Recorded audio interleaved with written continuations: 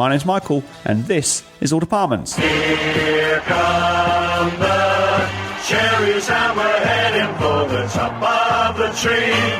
Bournemouth is a team that's going to show Division 3. Here come the leaders and the scorers at the Saturday, showing how to win the Southern way. So we sing, come on Bournemouth, come on Bournemouth. While you're out there winning, hear the shouting and the singing. We sing, come on Bournemouth, come on Bournemouth. Here come the cherries, here come the cherries, here come the cherries, number one.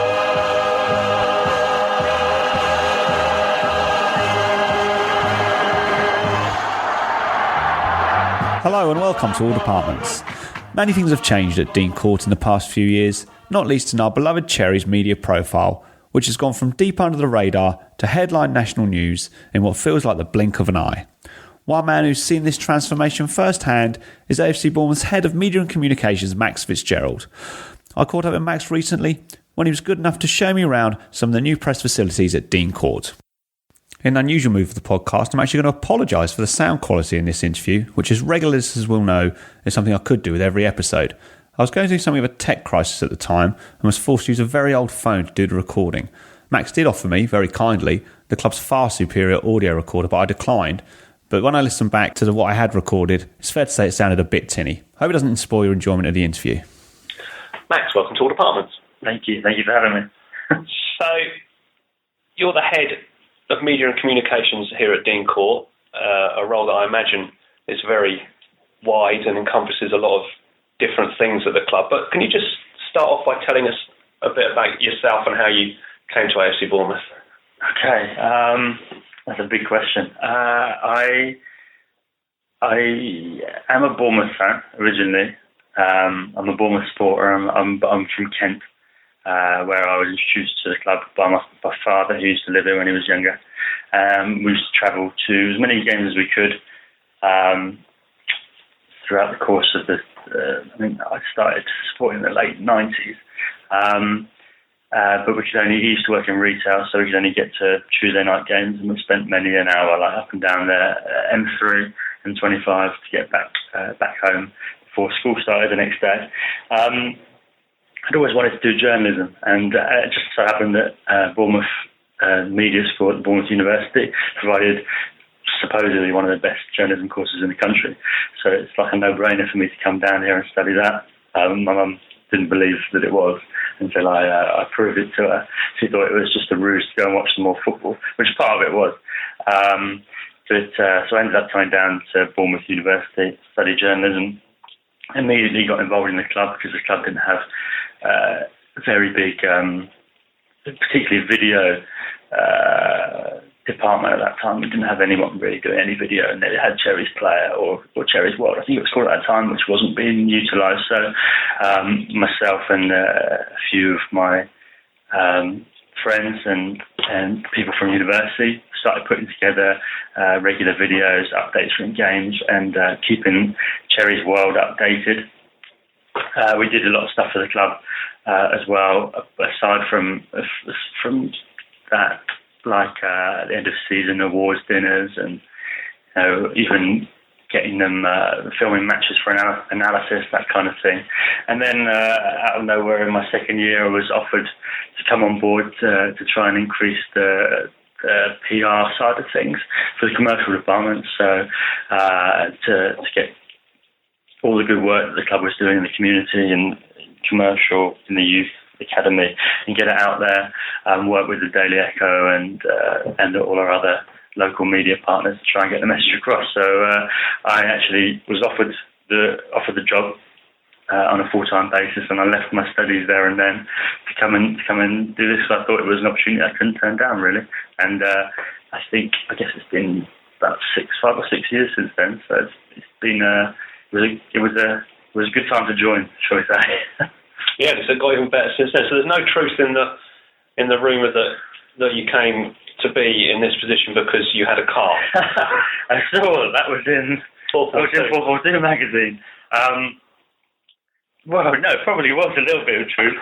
No, I wasn't offered the job because I had a car, but I was definitely. I definitely ended up. I spent pretty much every Thursday of my time at university down at the training ground in Camford, covering the club for the club, but also for the university paper, etc. And I was the only one to know it because I bought a car to university, and I took me and others down there. So that's probably where it started, really. So you've gone from essentially a student volunteer to, as we said, your current role as head of media and communications. And this is a question I've asked quite a few people I've interviewed at the club about the changes that you've seen over the past few years. And your time here has pretty much coincided with our rise from near oblivion to current rude health in the Premier League. Not on the sort of media side of things. It's probably difficult to sum up, but can you just give an outline of things that have changed since you first got here? Well, so like I said before, my job when I first came here was to just really write press releases and keep the website updated, kind of keep a steady flow of information coming across. But that quickly changed, really, because it wasn't just press releases that. There was an appetite for actual content at the time, whether that be written or video. There were Bournemouth fans out there, especially exiled ones, who really weren't getting too much information about the club at that time and were relying on different media. And I know people are always sceptical about the club website, and maybe sometimes view it as propaganda, but we just tried to really inform and entertain as much as possible. And it quickly escalated from at that time it was myself and Nick who was doing it, and now there is 5 of us in total who are all full time, and the other 4 are pretty much doing content all the time, video for Cherries Player, the programme, the website. You name it, they do it. And now my job is completely different because I'm pretty much all my time is taken up by media requests, by press liaison, dealing with our players, dealing with the manager, dealing with all their appointments and all the interview requests that come in for them, which have gone from being once a week from the Echo to multiple times a day from all across the globe. So we've had 2 documentaries made about us this summer, and we've had about 15 to 20 others that we had to turn down. And I mean, on a match day, we're getting in excess of 150 journalists kind of descend on the club, whereas there was a time when we were probably lucky to get 5 or 6. So it's a very different world now than it ever was before. So you mentioned about the interest from all over the world. People say Premier League, it's the biggest league in the world, and the name of the club will be spreading far and wide, and I think that's true. But from what you're saying, there really is journalists beating a path to the club from all corners of the globe, is there? Yes, it's strange because it's quite hard to quantify, but as soon as you're in the Premier League, you're one of these elite 20 teams that the rest of the world sits up and take notice of. So it's not. It's difficult to explain, really, that we're treated as the same in a lot of these countries, in exactly the same way that Southampton, Tottenham, all of these so-called bigger clubs are treated, because we're suddenly in the limelight. We're on television just as much as they are. The first documentary that's come out about us is obviously on Sky, but we've got another one coming out on NBC in the US for a US audience, and obviously our trip to Philadelphia helped us out there, and that documentary will then be broadcast all over the globe. And I think people really, that our story resonates with people out there. So a lot of people across the globe are kind of just waking up to Premier League football, and we're one of the most kind of enticing clubs because of our backstory. It does seem that kind of overnight we've suddenly become a global brand and a global club. Yeah, it's a huge change, and you can't really prepare completely for it. When we had one of the radio forums, I think it might have been the first one, the Solent one, Jeff Mostyn was talking about the media, and at one point he said, I just keep mentioning media, media, media. Is it odd that, in a way, you're in the background and the rest of the team, but in another way, you've kind of become part of the story? I mean, we've seen you on the documentary with Sky. We see Kelly Summers quite a lot on various platforms. And although you're nowhere near as in the public eye as the squad and the players and Jeff Mostyn, is it strange? I mean, media team's almost grown a little profile of its own. I always think it's a bit funny when the media becomes the story. Yeah, it is bizarre. Like, we don't course it in any way at all, and we never have done. But I do feel like ever since we've come in, there's always been a little bit, or ever since I've been here, there's always people are always interested in who does what, and kind of what our roles are behind the scenes. There's always quite a lot of skepticism about what we do, and it's actually nice now that I think that the media side of things has got the profile that it deserves, and therefore people can see that we're actually doing something. So I think there's sometimes a lot of criticism that we're not doing enough. But I think it's quite clear now that there's a huge marked improvement in the output that we produce, but also the stresses that we're under, and kind of the sheer size of the job that has to be done. There's a lot of people to keep happy, and there's not a lot of people to do it. So, like you said about Jeff Mostyn and Eddie in particular, Eddie is someone that everyone wants to speak to. Everyone in every sports magazine, every newspaper, every broadcaster wants a little piece of Eddie at this moment in time, but he hasn't got that time to go around. So a lot of my job has gone, 2 or 3 years ago, we were saying yes to everything that came our way because it was great to get the exposure, but now 80% of the time I'm having to say no to people and let them down gently. So it's not very nice. It's not a nice change, but I am. It's a new one, and we do welcome it now, because it's really nice that I think we're getting the profile that I do think we deserve. I say a lot of it has been quite negative this summer, because a lot of the changes at the club have been due to the increased media attention and the kind of the changes in the stands and the press boxes and the gantries and stuff, which really I think has been seen as a negative, but it's kind of essential at this level, unfortunately. So, but no, I'm pleased that people are becoming more aware of what we do. And we're going to go out and have a look around in a few minutes at some of the new facilities, but I just wanted to ask about a few other specific things first. First of all, the programme, twice winners of the Championship Programme of the Year. I even had a small hand in that myself, which was a bit of a thrill. I just wondered if you could summarise how it's put together, and particularly, maybe this isn't so much of a problem this year, but in previous years, if we have a home game on a Saturday and then a midweek home game as well, it must be a challenge to have the programme ready in time, because in the old days, the programmes were never necessarily up to date between a Saturday and a Tuesday, and people kind of understood that. Now it's kind of expected that almost everything will be up to the minute, and if you've only got 2 or 3 days to produce that, it must be a bit tight at times. Yeah, no, I mean, like I say, this season, because of there's fewer games, and we've obviously had we've just drawn away for the second time in the League Cup last night, which is quite helpful for us. And we're the only people people inside the club who prefer that, maybe apart from the ticket department as well.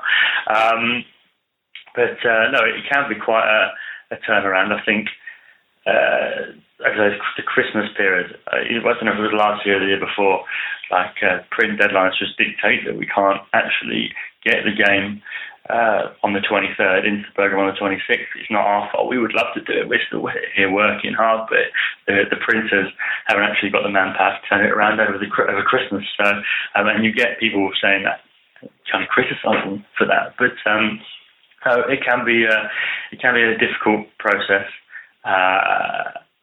Like I say, Saturdays to Tuesdays, they seem to happen more regularly than they should do. The fixture list people aren't very kind, but I mean, you can get a lot of the program done before then if you're clever about it, and it's taken us a long time to get clever about it. The way we look at our deadlines is very different to when we first took over the program, and we're a little bit better with our time now. But really, it's the stats and the action galleries that can be done kind of on the Monday after a game, and signed off on a Monday afternoon to be printed overnight and delivered on a Tuesday. Most of the other bits can be done as long as you're clever about it. So, but the program in general is quite a big undertaking.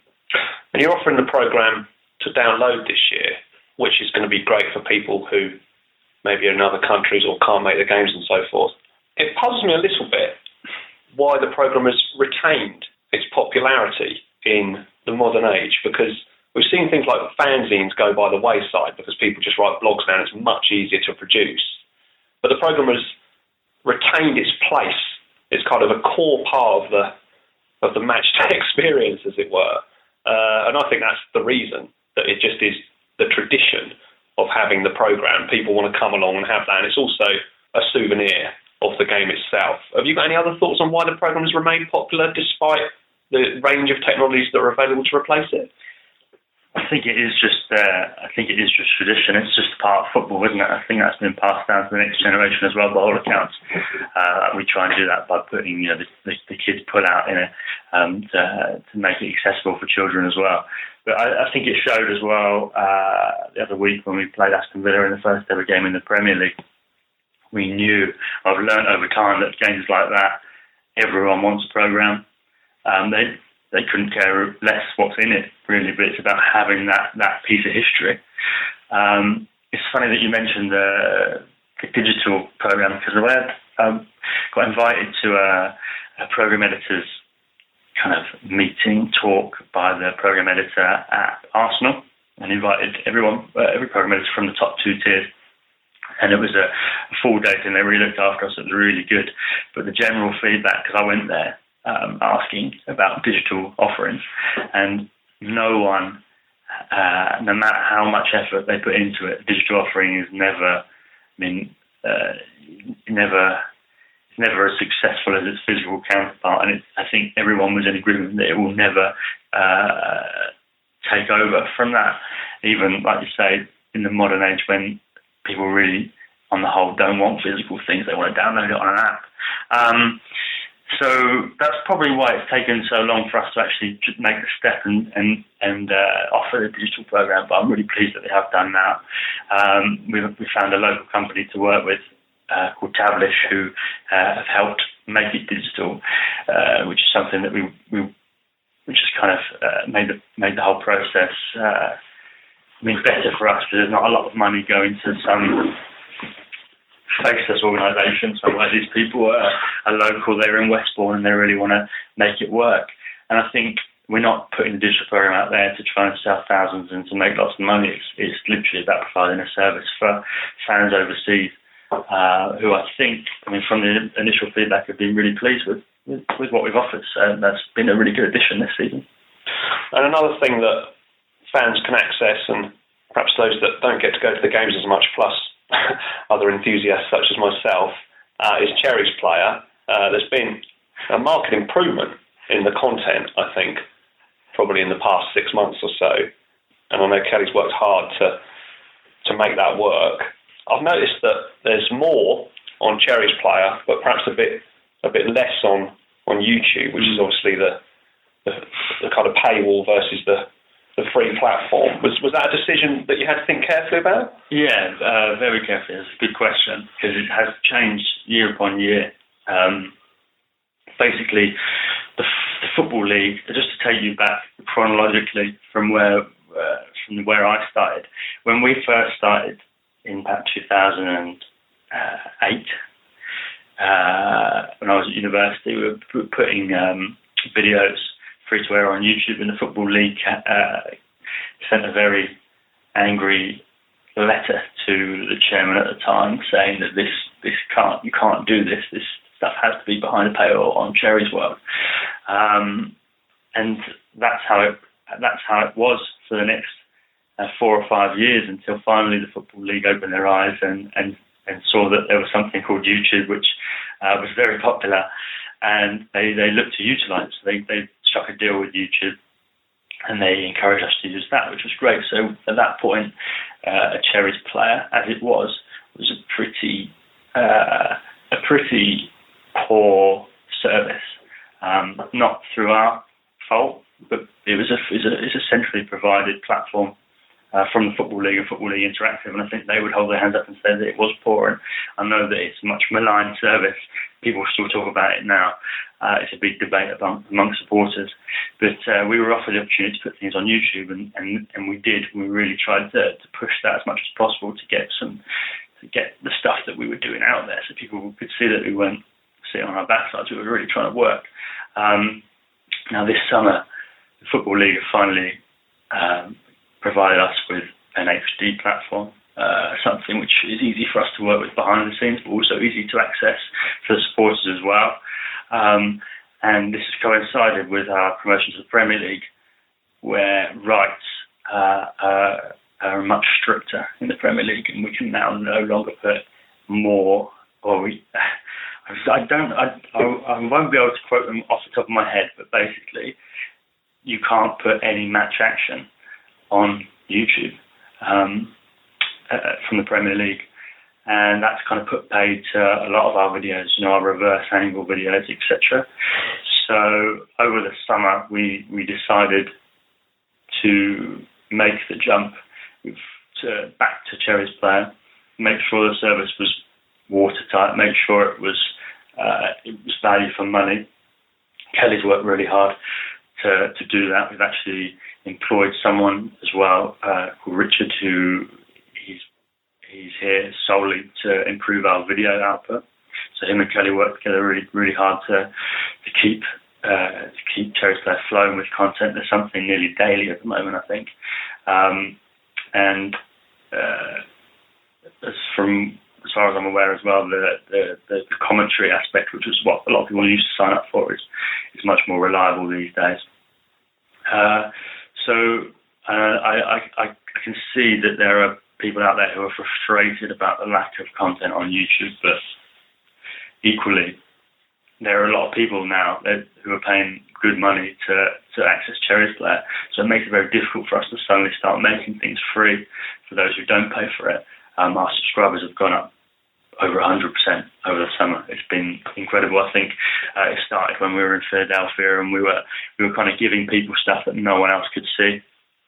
And I like to think most people are happy, and the vast majority are satisfied with the service that they're being provided with.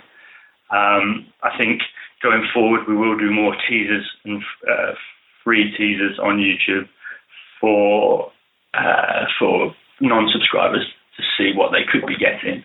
But for the time being, at least, this is the direction that we've decided to head in. You talked about putting out the teasers, and my next question was going to be about managing the news. In the old days, which was before your time, I think, the news about the club used to just come out in a kind of haphazard fashion. Something might happen, then it would be in the papers, possibly on the website if one existed at that stage.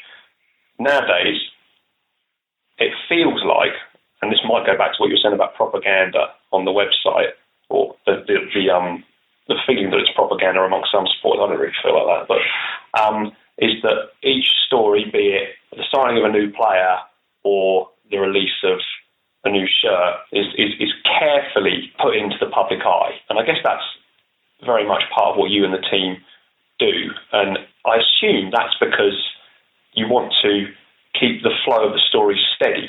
And so one day we might sign Max Grading and Lee Tomlin on the same day. That's a big deal. Another day we might just have a little competition for the junior cherries. But you want to be releasing something, I guess, at least on a daily basis to keep the flow of traffic to the site. Is that how it works? it's difficult, really, because you can't control news and the flow of news. And like you say, there are some days when, I don't know if to use that as an exact example, but Max Cradle was released in the morning, and then Tomlin came out of nowhere for us and was released in the evening, and that day is huge. I think it's difficult. It's not we're not haphazard in the way we do things, but it's probably not changed too much from the old days, because really we're still reporting on news when it's there. We don't hold things back, and we don't intentionally try and keep a steady flow day by day. But we do try and keep the website as updated as possible. And I think what we tried to do years ago was to try and make it as informative as possible, and we're still working away at that. There's so much information now about AFC Bournemouth. There's so much to take in, whether it is new signings or whether it's ticket news or whether it's the new shirt, when it's going to be on sale. So we're trying to inform as much as possible. And then if we can, and if we have time, then we'll do some entertaining stuff as well. All the extra content that we put on. And I think we've hired over the summer, and we look to be doing more of that over the course of the next year. The most read stories are always ticketing stories, though, because that's really why people use the website. I think the things that have changed over the course of the time here have been maybe how we work with the Daily Echo as well, because obviously we've got quite different audiences. So we work closely with them to try and cover as much as possible, so that they're putting out some of the stories perhaps that aren't traditionally newspaper hard news stories, but ticket stories, etc. And we work very closely with them when it comes to announcing as well. The same goes for BBC Radio Solent as well. Usually when there is a signing, everyone is in the know some way before, and we'll work out a time to release it together. I'm sure people would probably realise this. But I know it's probably quite an interesting dynamic for supporters, because especially nowadays in the Premier League, there's never any secrets. The news is out there, a long time before the news is officially out there, if you get what I mean. You mentioned the Echo there and Solent. My next question is about potential tensions between the press and football clubs. I don't necessarily mean this football club. We've seen loads of examples, but recently I think Swindon and possibly Newcastle have barred all journalists or some journalists from their press conferences, and just decided to, possibly in Swindon's case, completely manage the news output themselves, which is never going to go down well with the local media or any media, and they tend to react quite severely to that kind of treatment. And obviously the fans, who will then, any kind of feelings of mistrust they have of the media department at a football club will be multiplied if that happens.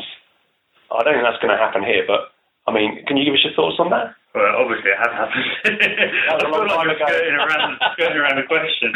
I was here when that happened locally, and I think that's where a lot of people first probably heard my name, because it was used in the Daily Echo's article about the situation at the time. So it's taken a long time for me to shake the negative connotations from that, really. I think the relationship between ourselves and the Daily Echo has never been better, particularly in my time here. It's at an all-time high, and I could never foresee a time when we went back to what happened some time ago.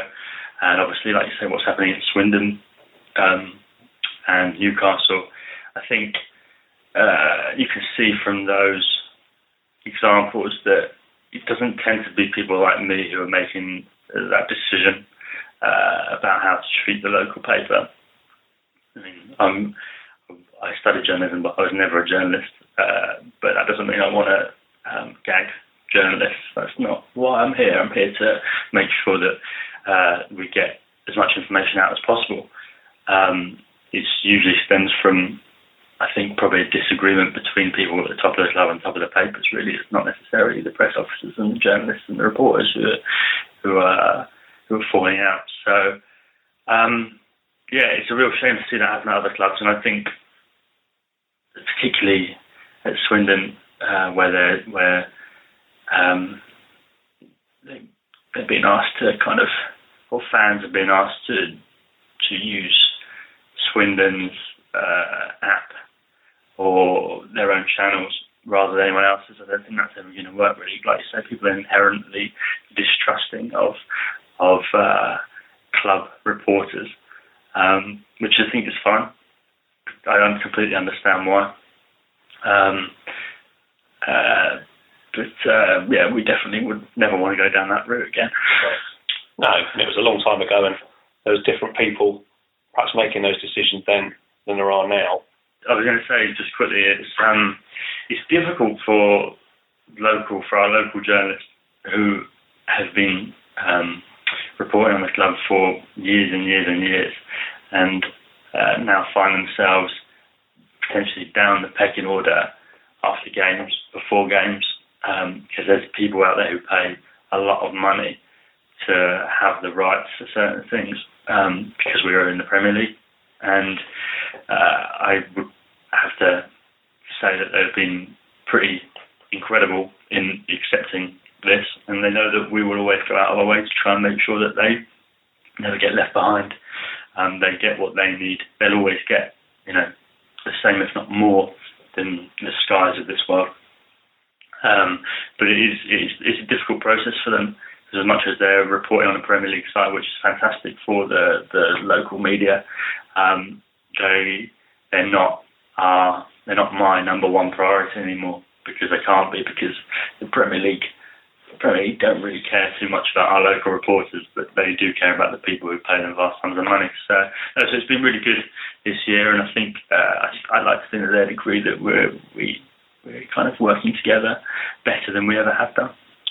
So obviously the local media have got people who've been around for a long time and have got good relationships and know a lot of the players, a lot of the staff, and that's something that will always be maintained, and that's kind of where they have the advantage. The national media, and you don't have to name names, or the global media possibly, there's been a bit in the press about how the club's been patronised for their appearance in the Premier League. Do you feel patronised as a media department in any way? Do you feel that you have these other journalists who perhaps come down here and they're used to going to big grounds with probably huge media departments and facilities and so forth? Have they been accepting of the way it is here, or has there been any difficulties as such? Yeah, that's a good question as well. I think the vast majority of national journalists who've come down here have been really pleasantly surprised by our attitude. We get told that I hear the word refreshing quite a lot. I think they come down here and they get better access than they get any other club, because we're amiable, we look after them, we don't try and get in their way. Like, I will say no when I have to say no, but I will try and say yes first, and I'll try and find a way to make things work. As you can see from the facilities that we've put in, they're literally some of the best in the Premier League. Particularly the older grounds, even the big ones like we've been to Liverpool in the last couple of weeks and West Ham. Our facilities are better than both of those clubs, and we look after our press better than those clubs as well, because the food we put on is better, and I wouldn't want to talk about actual relationships between press officers and journalists, but I'm always on the end of a phone. If they need to talk to me, I'll explain. If we can't do something, I'll try my best to make something work if we can. They know that we're under a lot of pressure, and they respect that. So all in all, it's been a really good summer for that. I could count on one hand the times when we've possibly felt patronised, and I think that has happened. It's natural. People come down here and they think we're a little club, and we're going to have a little club attitude to things, and they think they can walk over us, and that's when we'll get, when we'll have to pull out the nose and say, no, sorry, you can't walk in our tunnel, you can't go into the change room, you can't do this. This doesn't work like this. Just because you expect to get that in a League One club, well, it's not going to happen here. So, but like I said, that's few and far between. And on the whole, it's been a really good summer, and hopefully that continues. Excellent. Well, I think it's time we got out of our seats and went and had a little look round. Boss scum, back of the net, boss scum, back of the net, boss scum, back of the net, boss scum, back of the net, boss scum, back of the net, boss scum, back of the net, boss scum, back of the net, boss scum, back of the net. Me and Max have wandered out of his office into the press room next door, which is formerly Legends, and then last year was the players' area. There are more changes this summer. Just tell us a bit about what goes on in here, Max. Okay, so this room comes to life probably a couple of times a week. Pre-match press conferences. This week we have one, a very, very small one on Monday for Hartlepool. We'll have a much bigger one on Thursday for the visit of Leicester. But really it comes into its own on match day. So it's a press conference room. It's also the press working area. And it's basically we call it the media suite. So every member of the press will come in, they'll collect their tickets at the front door, their accreditation. They'll come in, we'll feed them, feed and water them. There's a photographer's room in here as well. There's a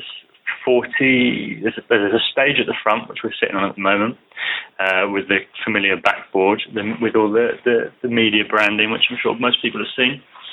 So we're on a raised stage overlooking 40 seats, and there's 24 seats to our left, which are all hardwired with power and USB charging facilities, and they're there for the journalists to do all their work before and after the game. Usually they mainly just eat at those desks because eating is a big part of journalists in this country. But no, it's a really, really good addition to our armoury, and people have been really, really impressed so far.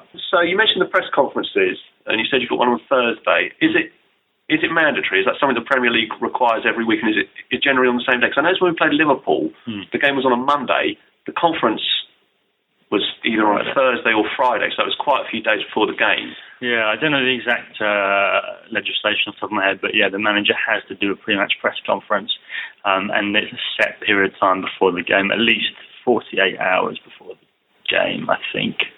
It might be 24 actually, because I think you can do a Friday morning press conference for a Saturday game. But yeah, so it's up to us when we do them.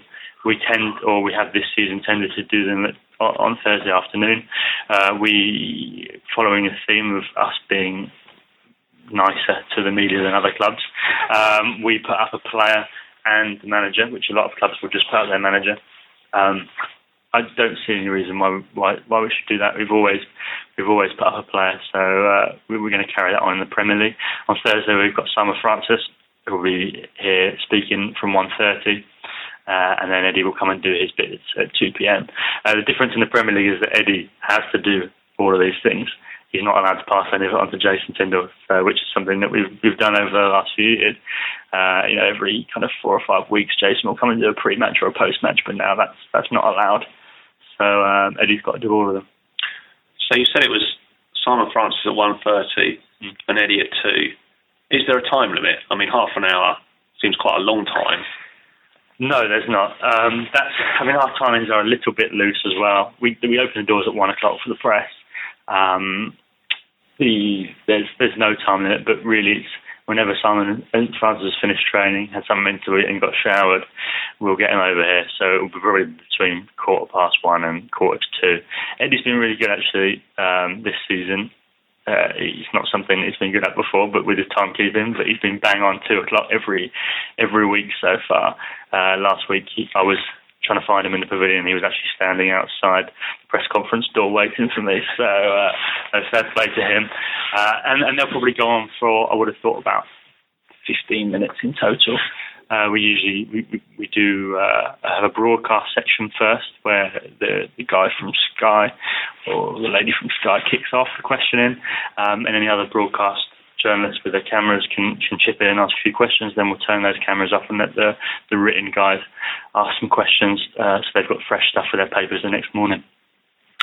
And post-match, you have the interviews in here, and there's also, I think we're going to have a look in a little while, in the tunnel where they stand in front of the board again. Is it difficult sometimes?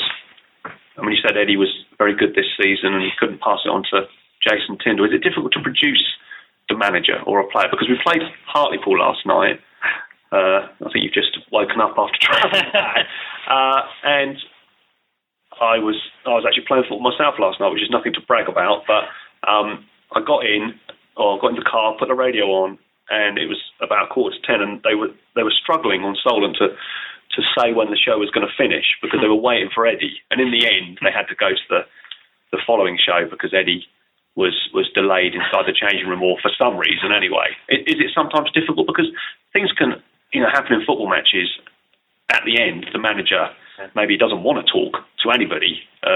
We won 4-0 last night, but I mean that must be a probably slightly more difficult time than your Thursday afternoon press conference or whatever. It sounds like I feel like Solent would blame Eddie last night, but the problem probably was that Hartlepool's press box is the opposite side of the pitch than the changing room, so it actually takes quite a long time to get over there. I didn't realise that he'd missed it. No, it's a good question. Again, that's something which has changed this summer.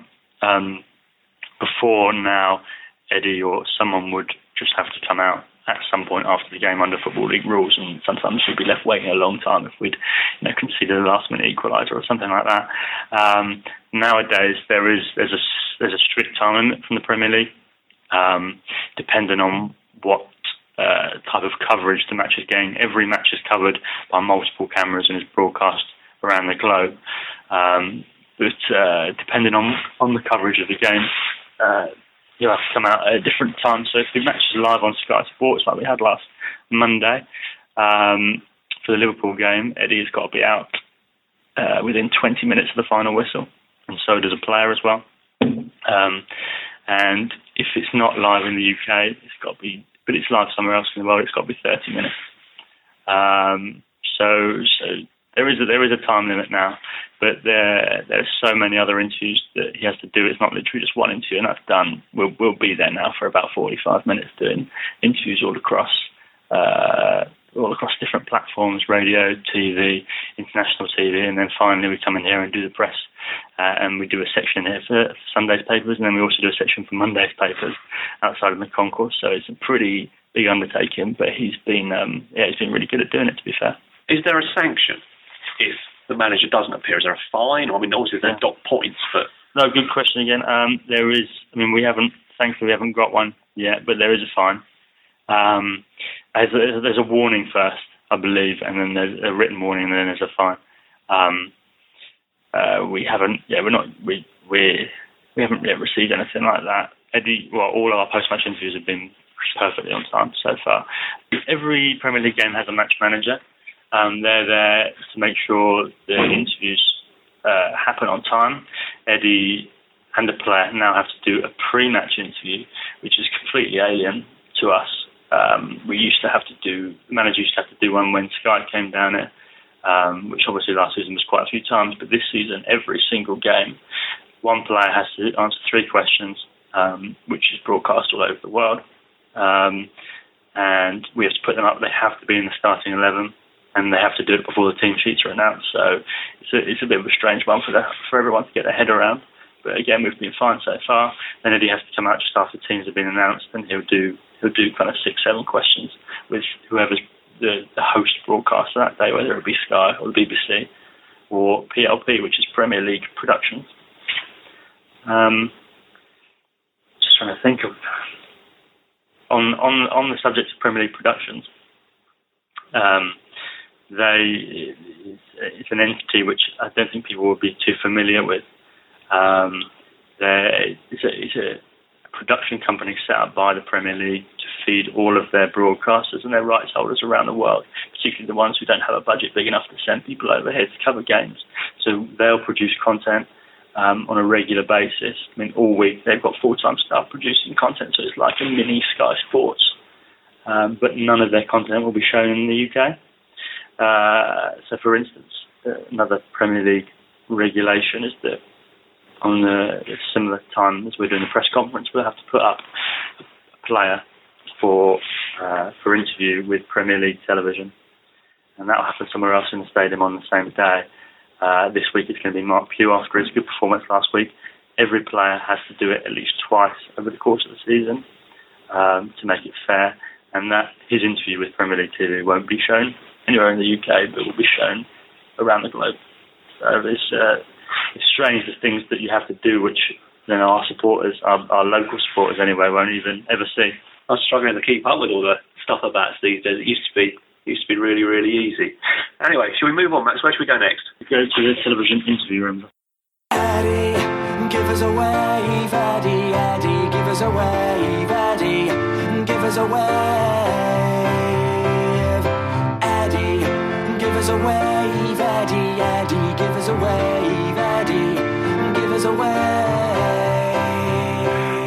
So we've come into the television interview rooms, which will be something that most people will recognise from the television, Match of the Day, Sky Sports, where the players and managers stand in front of the board in the corner. The camera's quite close and they get interviewed post-match. And there's quite a few of these rooms, isn't there, Max? Yeah, we've got 6 in total. And it's a minimum of 5 that you need. We've produced 6, so we'd either use the 6th one for our own club TV channels, or we've actually got one which is used by radio at the moment, so 5 Live and TalkSport will go in there and do their interviews. They're one of the kind of probably the strangest additions because they are not utilised throughout the whole week. This, where we're standing now, used to be the 3G warm-up area, which was quite a big deal for the players and the staff. And on the match day, they would use it to get ready for the game. They come and do some. I mean, I wouldn't be able to explain exactly what they're doing. Stretches, yeah. And then it's another one of those things that basically, when the Premier League came down and just started being promoted, they said, look, we need television interview rooms. We don't really care about your match operation. This has to happen, and this is the better room to do it in. So we've built these from scratch. We've divided it into 6 rooms and a little foyer. There's 4 smaller rooms. There's 2 bigger ones, which are used by predominantly Sky Sports and whoever is the second broadcaster on the day. That's space, so they can get their big touchscreen monitors in here, etc. But yeah, again, it's something that we've done, which we've it's kind of happened all through the club. Everything that's been asked us for the Premier League, we've tried to do it to the best standards possible. So we're here, we built everything with longevity in mind. We don't want to be here for one season, like I think some clubs have come up and they've kind of accepted that might be the case, and they build things to the bare minimum. We've tried to build things as best as we possibly can to last. And as I said before, we've been to Liverpool, West Ham, and these facilities here are better than that by far. And I'm led to believe by the broadcasters who come down here so far that they're pretty much the best going. So there's 6 rooms, all in really close proximity, makes it nice and easy after the game. They're close to the tunnel, they're close to the dressing rooms, just makes the whole process much easier. So it's never a scene of confrontation between opposing managers and players, because it's quite a tight space overall, isn't it? I don't know. We've only done the one game in this place, which was pretty amiable after the match. You're right, it is quite tight, but having been at Anfield last week, the whole tunnel was tight. So I think, if there was a little bit of an issue after the game, you'd hope that it would have died down by the time they get in here. No, I think with all the broadcasters around, it's pretty busy on a match day as well. So it would be, I think it would be pretty unlikely that anything would kick off afterwards. But I mean, on Saturday when we played Aston Villa, there was a time, there was, I think, 3 or 4 interviews in use, and we had Tommy Elphick, Eddie Howe, Tim Sherwood all in here at the same time in a different room each, and we just swapped them over. That game, the aircon wasn't working, and there was a lot of, it was like a sauna in here. But we've got that ready for Leicester on Saturday, so it should be a nicer environment for working. You won't need it for much longer with the weather the way it is. Excellent. All right, so are we going to go and have a look at something else now, Max? Yeah, of course. We'll go out and have a little look at the mix zone, and I'll explain it. Red Army, Red Army, Red Army, Red Army. We've just come out into the main stand and had a look at the mix zone, which is an area where the players essentially mix with the journalists. Max is going to explain a bit more in a moment. It's quite noisy in there, so we've decided to come and chat just outside. It's under one of the stands to the right of the tunnel as you look at the pitch. And Max, tell us a bit about what goes on in the mix zone. I was going to say, for anyone who sits in this area or near the press box, you'll probably have noticed, or you may notice, in games in the future, there's some media kind of backboards up permanently in the concourse. And after the game, when everyone has left, all the supporters have left, they'll put up our stewards will put up some barriers, and the journalists will stay on one side. And basically, it's Premier League regulation, but we have to have a mix zone, and every single player from either squad, every single member of the 18, including any players who haven't even come on as a sub, have to walk past that and walk past the journalists. Now they can make their own decision as to whether they talk or not. I think you'll find with the bigger clubs they just won't. No one will talk, but it's something that they have to do. And otherwise, the match manager is there with his or her clipboard, kicking off all the players who have come through, and then you'll get a nasty letter come through the post if not everyone has gone through, and potentially a fine as well. So it's a bit of a strange process, and for our media operation here, it's the only thing which isn't perfect, because we, at kind of 50% of the clubs, maybe less, they'll have it so that the players naturally have to walk through this mix zone to leave the stadium. We're not blessed with the space here, so we physically have to make sure the players walk through it after the game. And that'll be the same for the opposition press officer as well. So we've always had Villa down here. And we haven't had anyone else yet, but when we do, the Wayne Rooneys and the Wayne Matters will have to walk through the concourse just like everyone else. Just thinking back to the Aston Villa game, I think, just to give you an idea of how maybe other bigger teams view the mix zone, I don't think a single member of their team stopped on the way through. I don't think they even probably looked at the journalists. They just literally put their headphones and walked through, and I think that's kind of how a lot of them are. So it's not a perfect science, the mix zone. There's a lot of press officers who don't really like it, but something that we have to do. And also out here, there's quite a lot going on. And I noticed just up to our right, we can see some of the press seats in the main stand. These were press seats maybe a couple of seasons ago, or certainly around this area, but last season all the press were based over in the East Stand. So these have come back in this year. They've been modernised with nice little screens so they can watch replays and stuff. People were obviously watching the game in those seats last season, and they can't anymore. I guess that's been a little bit of a contentious point.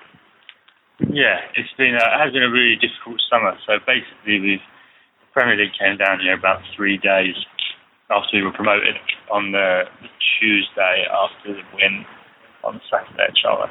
And they walked around with us and basically told us everything that we needed to do.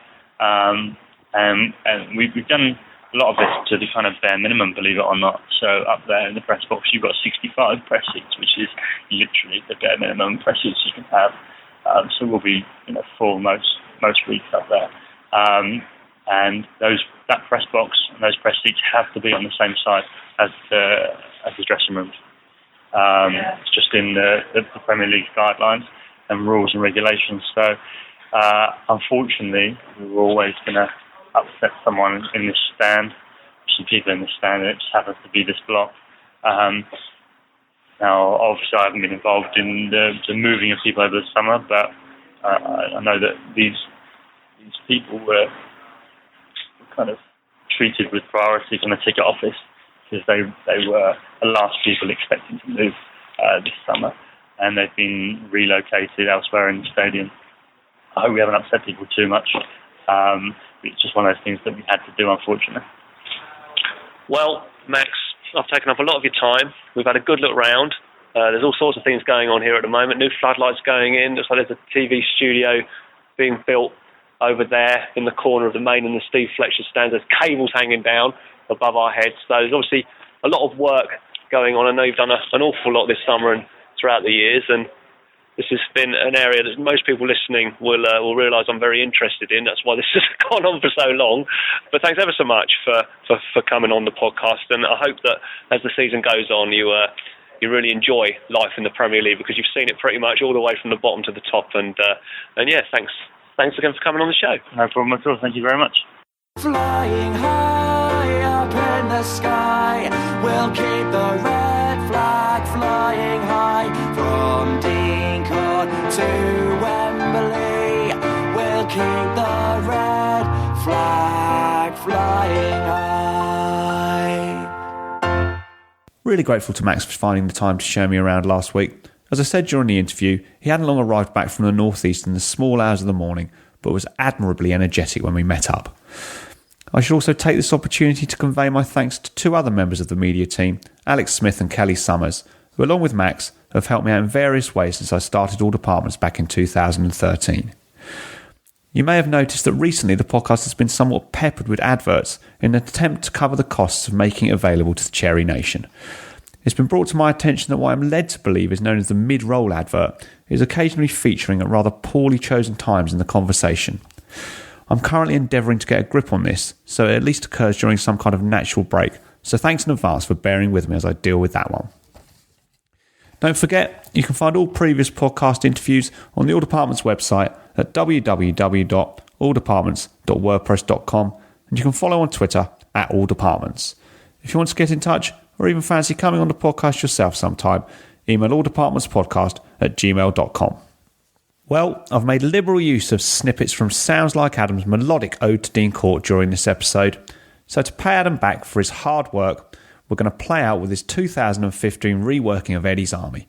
So up the cherries in all departments, and goodbye. Going forward, Bournemouth are the best team. You know, they're full of energy, they're extremely direct, they've got players who will run from midfield, obviously not frightened to have a shot. That would be a massive story if they get promotion to the Premier League. As big a story as we've had for a long time.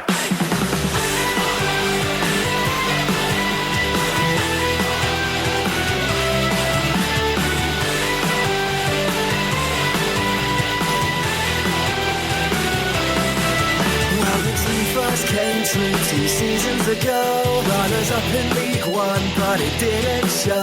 When the voyage began, only ever sailed once before. Huddersfield and Watford had a lesson to teach, but then Wigan and Reading were a stroll on the beach. For a top 10 finish had the nation's shores on the floor. So together we will stand, with our destiny in our hands. Red and black army sing out, we are the pride of Dorset's land.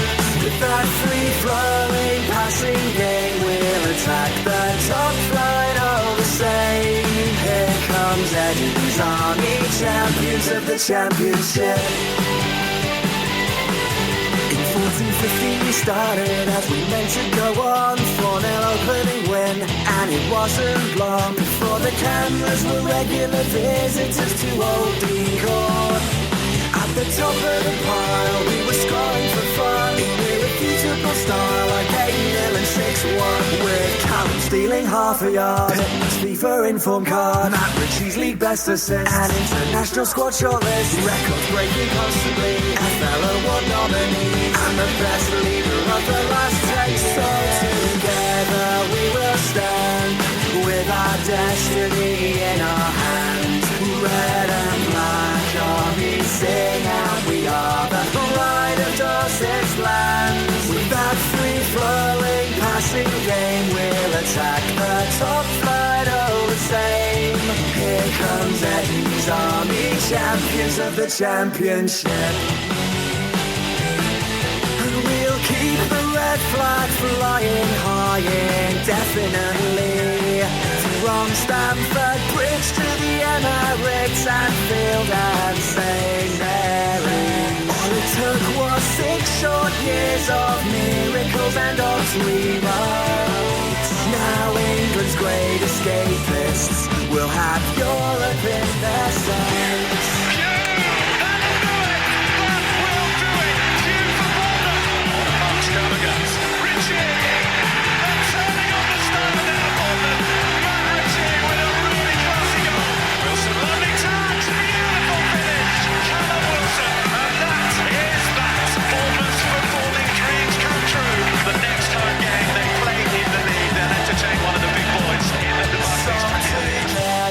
We will stand with our destiny in our hands. So together we will stand with our destiny in our hands. Red and black armies shout out, we are the pride of Dorset's land.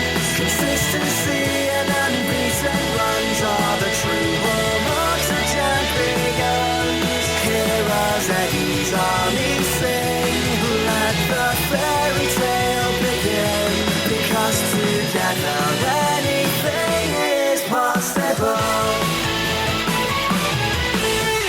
You know, it is an absolute dream come true. From the abyss in the second division to the Premier League, these guys are just incredible. I think we will actually make the Premiership proud.